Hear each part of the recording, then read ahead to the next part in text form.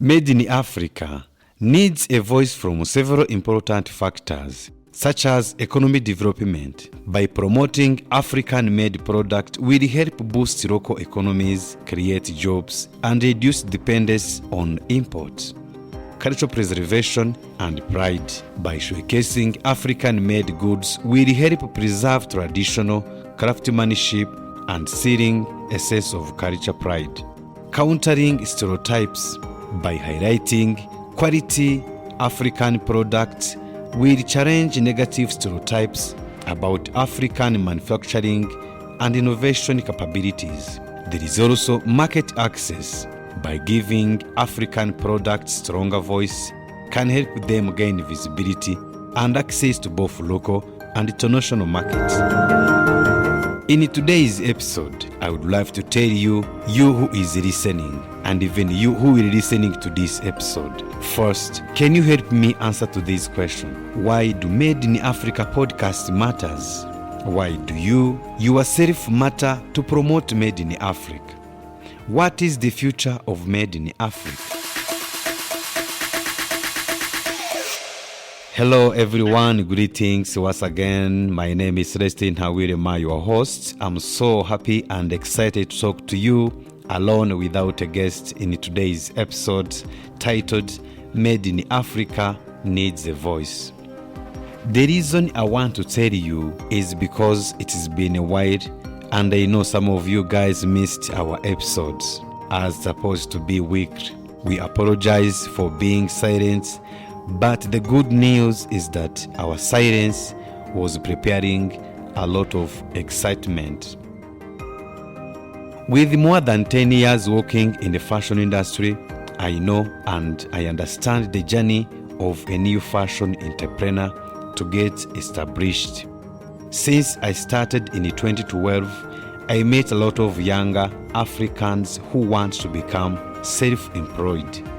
Some of them made it, and some others failed to continue in their business journey, especially during the COVID-19 pandemic. Each country on the African continent continues to talk about how to promote local, made and promote Made in Africa. However, younger and new entrepreneurs have been facing issues of not having enough platform to really promote them and get them heard. African entrepreneurs have been facing issues of not having enough platforms to give them visibility that can help them reach the international market. Many governments keep asking younger people, especially university graduates, to create jobs by themselves. As the government, jobs are not enough for everyone. However, the government don't easier the way of these new entrepreneurs to get free promotion that would bring clients for them. Growing up in the landlocked country, Rwanda, I also learned how difficult the journey is for local businesses to reach the international market, besides some lacking the raw materials or to be able to have enough raw materials. As the founder of the Rwanda Cultural Fashion Show, RCFS in short, which is a forum for local and international fashion designers to showcase their design. Since we started, more than 100 fashion designers showcased in this RCFS, and more than 1,000 runaway models passed through our trainings and events. I saw small fashion designers becoming big business owners, and I saw models becoming fashion designers, and many are successful. I was inspired by many stories from some of these entrepreneurs that were supported by this platform of the RCFS. That is why my team and I started Made in Africa podcast, so that we can continue to give a platform for African entrepreneurs and promote Made in Africa to the world. Now, let's ask the first question. Why does the Made in Africa podcast matter? It provides a platform for African voices, stories, and perspective that will be underrepresented in the mainstream media. Our podcast highlights African-made products, businesses, and innovations which could help promote economic development and entrepreneurship on the continent. Made in Africa podcast connects African diaspora communities with current events, trends, and opportunities in their countries of origin. For non-African listeners, our podcasts provide education and increase understanding of African issues, innovations, and perspectives. Now let's answer question number 2.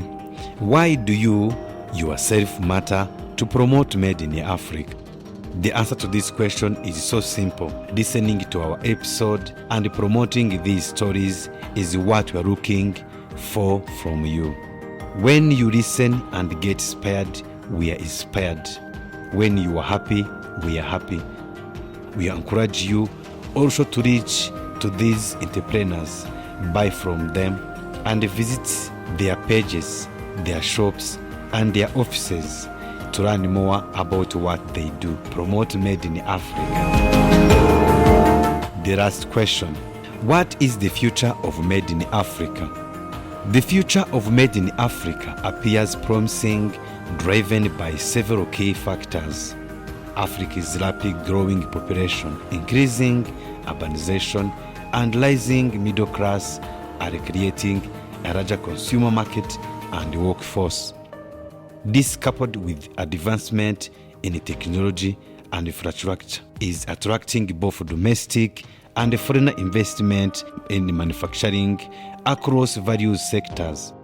Initiatives like the African Continental Free Trade Area are also fostering intra-Africa trade and economy integration, potentially boosting local production and creating more robust supply chain within the continent. However, challenges remain that need to be addressed for Made in Africa movement to fully flourish. These include improving infrastructure, particularly in transportation and energy, enhancing skills and education to build a more qualified workforce, addressing political instability in some regions, and combating corruption. Additionally, Africa countries will need to navigate globally economic pressure, including competition from established manufacturing hubs like in Asia. Despite these hurdles, if African nations can capitalize on their strengths, such as abundant natural resources and a growing workforce, while addressing their challenges, the Made in Africa label could become increasingly prominent in the global market in the coming years. Thank you so much for listening. Many episodes are on their way. Please recommend your friends our episodes, and together we promote Made in Africa. Remember, our topic includes fashion, beauty products, arts, home goods, services, and businesses, and more. We are showcasing the rich cultural heritage and innovation emerging from values across countries in Africa. Don't miss our weekly episode.